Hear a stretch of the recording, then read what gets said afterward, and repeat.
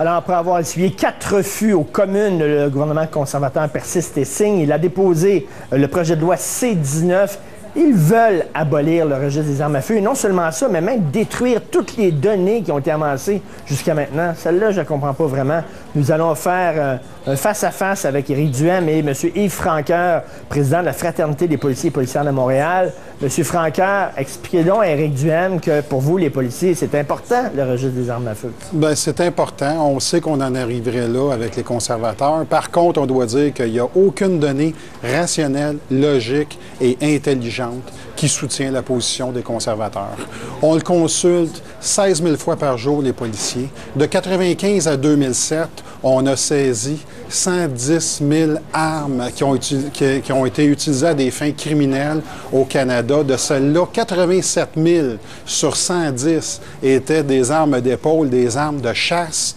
Il y a moins de suicides, il y a moins d'homicides par arme à feu qu'aux États-Unis. Écoutez, je pourrais vous en donner des statistiques comme ça, là. Il n'y a aucune raison logique. Et là, la cerise sur le sundae, on détruit les données quand le ministre de la Sécurité publique au Québec s'était engagé à y aller avec un registre provincial si les conservateurs donnaient suite. Ça n'a absolument aucun sens. Éric Duhem, les policiers le consultent 16 000 fois par jour. C'est pas pour le fun, c'est pas parce qu'ils ont du temps à perdre. Là. Les policiers, s'ils font leur travail, normalement, là, ils devraient agir tout le temps comme si les gens avaient des armes. Donc, c'est pas nouveau que d'agir de cette façon-là. Les policiers n'ont pas de raison d'agir différemment. Ils doivent prendre en considération que les gens sont armés, même s'ils ont consulté le registre et on leur dit qu'ils n'en ont pas. Parce que le problème au Québec, c'est ça. C'est qu'on attaque beaucoup les gens qui ont les honnêtes chasseurs, les honnêtes agriculteurs qui ont des armes légales. Et on ne veut pas s'attaquer aux criminels qui, eux, ont des armes illégaux. Si M. Francoeur veut, là, avec moi, on va partir après l'émission, puis on va faire un petit 10 minutes de route. Là, on va aller à Kanawake, puis je vais aller montrer où il peut s'en acheter des armes, puis où il n'y a aucun contrôle. Comment ça se fait que vous voulez vous acharner sur les honnêtes propriétaires d'armes plutôt que le commerce illégal d'armes? C'est ça que je comprends pas de la part des policiers. M. Francoeur, est-ce que c'est de l'acharnement? Ça prend combien de temps enregistrer une arme à feu? Ça se fait par Internet, là, ça prend une fraction de minute, là.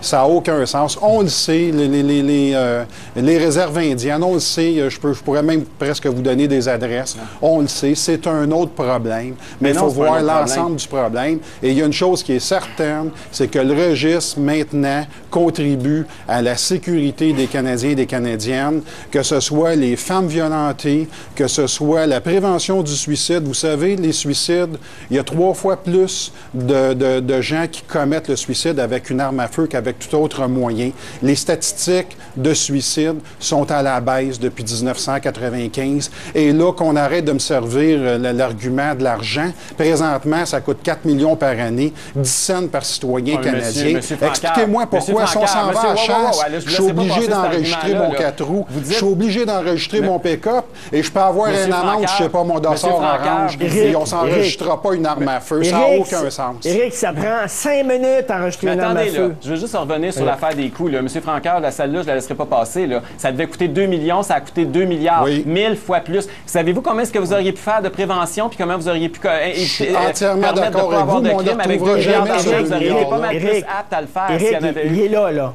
Il est là. Oui, mais écoutez ça. Là. Écoutez, là, c'est comme le stade olympique. Il est là. Je comprends que les policiers veulent être les seuls à avoir des fusils. Ça, c'est bien légitime de leur part. Mais malheureusement, il faut penser à l'ensemble de la société ici. L'idée, c'est qu'il y a des chasseurs, il y a des agriculteurs qui font aucun crime, qui ont besoin d'une arme. Puis je comprends que M. Francoeur, vous représentez les policiers de l'île de Montréal. C'est sûr que quelqu'un qui se promène avec son fusil de chasse sur l'épaule, sur le plateau Mont-Royal, ça fait un peu bizarre. Mais moi, je parle de l'ensemble du Québec puis de l'ensemble du Canada parce que dans les régions, c'est pas tout à fait la même chose. Quelqu'un qui a une arme à feu puis qui a un fusil de chasse, c'est un peu plus normal dans certaines régions. C'est même la norme. Donc, il faut arrêter de penser que la solution du plateau Mont-Royal doit s'appliquer à la grandeur du Québec. M. Francoeur, on leur enlève pas leur arme là, aux chasseurs. Absolument n'importe quoi, absolument n'importe quoi. Je me répète, tu vas dans le bois à la chasse, tu es obligé d'enregistrer ton 4 roues, tu es obligé d'avoir un permis, tu es obligé d'avoir un dossard sous peine d'amende. On n'enregistrera pas son arme à feu. Moi, je peux vous donner des situations. Une femme violentée à l'hôpital, sur un lit d'hôpital, OK? On saisit 5 armes à feu chez elle parce que son mari est violent. On consulte le registre, il y en a 7. On est allé en rechercher 2 autres, plus 4000 projectiles. C'est ça la réalité. Avez-vous lu le projet de loi qui a été déposé hier, M. Francard? Parce que le projet de loi dit le contraire de ce que vous venez de dire, là. Il va encore falloir qu'un chasseur ou un agriculteur ait un permis de port d'armes. Il va encore falloir qu'il subisse une vérification de ses antécédents judiciaires. Il va encore falloir qu'il réussisse une formation de maniement d'armes à feu. Donc, il va encore falloir qu'on enregistre les armes de poing. Donc, il faut arrêter, il ne faut pas charrier non plus, là. Il va encore avoir un contrôle, là. Il ne faut pas penser que c'est l'élimination totale. M. Duhem, de 1995 à 2007, 110 000 armes saisies au Canada qui ont été utilisées à des fins criminelles. De celles-là, 87 000 étaient des armes de chasse. Qu'est-ce que vous voulez dire à ça? Qu'est-ce que vous voulez répondre à ça? Vous allez encore en saisir, même s'ils ne sont pas enregistrés, vous allez encore les saisir quand ils sont l'objet d'un crime. Ça ne change absolument rien. Monsieur Francard, j'ai entendu un chasseur, je ne sais pas si c'est vrai, éclairez-moi là-dessus. J'ai entendu un chasseur qui dit « registre, pas registre ».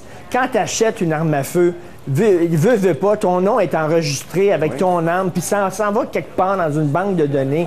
Même si on abolit le registre, les gens vont quand même pouvoir savoir que je suis possesseur d'une arme à feu.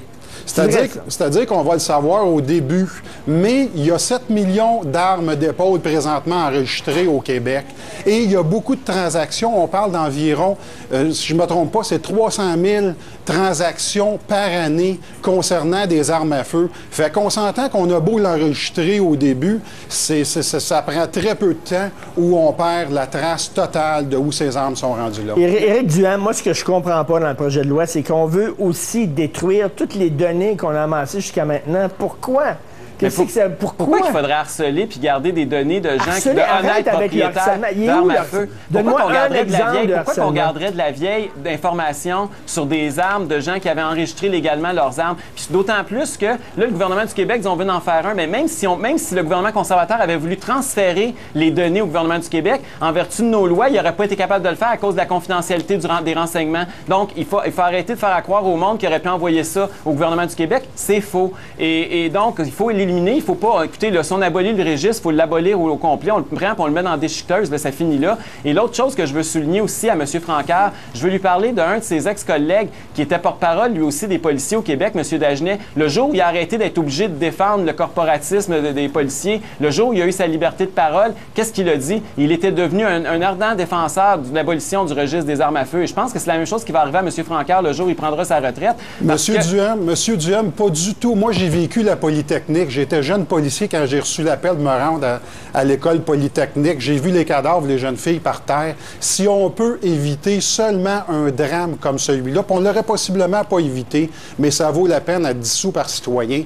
Et pour M. Dagenet, je dois vous dire qu'il a changé son fusil d'épaule quand il s'est en allé conservateur. Ah oui? Et la semaine passée, ici...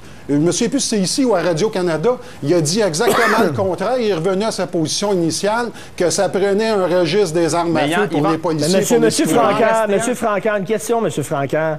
Un malade qui veut poser un geste là, comme le gars de la Polytechnique ou quelqu'un qui appartient au crime organisé, il ne va pas enregistrer son arme à feu. Mais non. Il le fera pas. Ça peut, mais à partir du moment où on complique, où on met des procédures, c'est bien beau avoir une arme à feu, mais c'est une responsabilité pour tout le monde dans la société. Si tu vas avoir une arme à feu, c'est une responsabilité. C'est normal que tu aies à entamer des démarches pour avoir accès à ces armes à feu-là et avoir accès à cette responsabilité. Éric Duhem, il y a une affaire que je veux que tu m'éclaires. Tu parles tout le temps de harcèlement. Donne-moi un exemple de quelqu'un qui a été harcelé à cause du registre des armes à feu. Mais non, mais écoutez... Ça prend 5 minutes sur Internet. Mais là, premièrement, ça prend 5 minutes quand les gens savent quoi faire puis sont enlignés pour ça. Là. Pour la majorité du monde, c'est pas le cas. Quand tu pars de ton rang puis tu n'as pas d'ordinateur, tu fais quoi?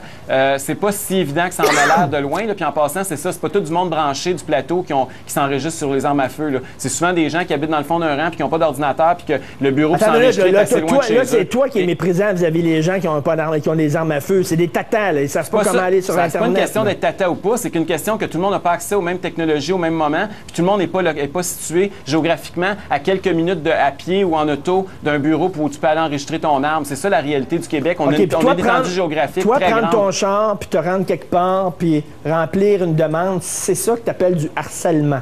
Mais non, mais écoute, là, pourquoi faire ça inutilement? Pourquoi cibler ces gens-là? Pourquoi focaliser sur ces gens-là? C'est pas parce que tu as un arme à feu comme agriculteur ou comme chasseur. Avaient des armes à feu qui ont été saisies parce qu'ils étaient utilisés. Mais ça va être la même chose, même s'il n'y a pas de registre, M. Francard. M. Francard, même s'il n'y a pas de registre, ça va être la même chose. M. Duhem, le véhicule que vous aviez, il y a 10 ans, il est encore enregistré au bureau des véhicules comme quoi vous étiez son propriétaire il y a 10 ans.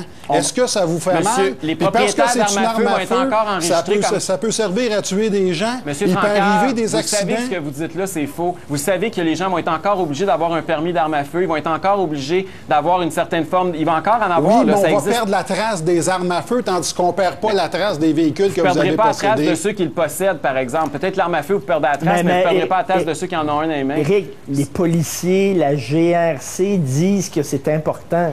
Mais écoutez, là, c'est pas tout le monde d'abord. C'est eux qui luttent là. contre les bandits, c'est pas non, nous autres. Attendez, là, c'est pas unanime.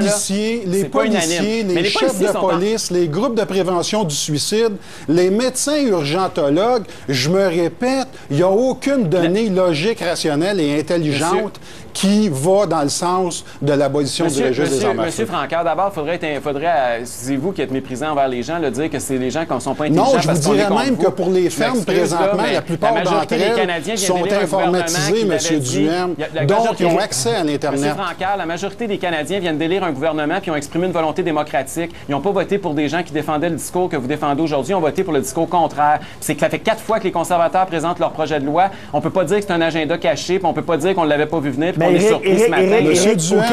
au Québec, il y a un consensus. Au Québec, c'est de la bouillie pour les chats, au Québec, 74 des gens sont pour le maintien du registre des armes à feu.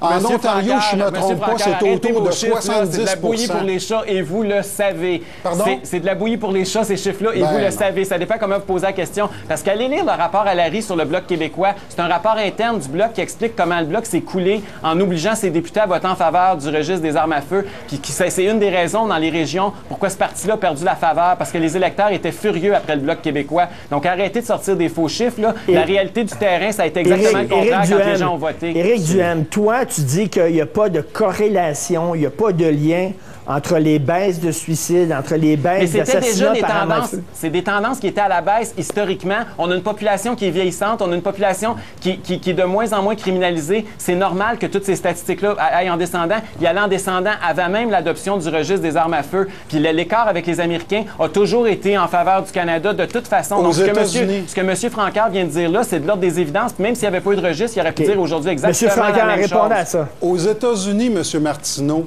il y a 3 fois plus d'homicides qu'au Canada. Mais c'était vrai avant et il y a 6 fois plus d'homicides commis par des armes à feu qu'au Canada. Je pense que c'est facile de faire un lien, à moins qu'on soit pas de bonne foi. C'était vrai avant le registre, M. Francard. Allez revoir les chiffres avant 95. Est-ce que ça se peut, M. Francard, que le vieillissement de la population puis les changements de mœurs, registre par registre, de toute façon, les meurtres par arme à feu seraient descendus de toute façon? Bien, il y a une tendance, effectivement, à la baisse de la criminalité en général. Sauf qu'il ne faut pas oublier aujourd'hui, là, si vous êtes abonné BlackBerry et compagnie, là, combien vous recevez de messages de fraude qui ne sont pas comptabilisés par les corps de police, parce que présentement, on ne fait plus de fraude par chèque.